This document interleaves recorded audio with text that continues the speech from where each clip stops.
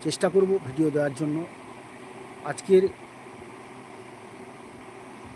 যেহেতু আমি আমার মাকে হারিয়েছি, আমার মায়ের ভিডিওগুলো, মাকে স্মরণ করে আমি ভিডিওগুলো ছেড়েছি।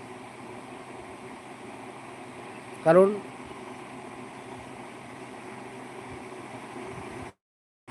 মা যেহেতু পৃথিবীর আলো দেখিয়েছে, মাই সব কিছু করেছে। কারণ মা ছাড়া পৃথিবীর কেউ নেই।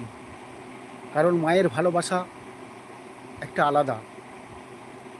কারণ মা যখনই ছিল, তার ডাক, তার ভাষা, তার স্নেহ, তার মমতা,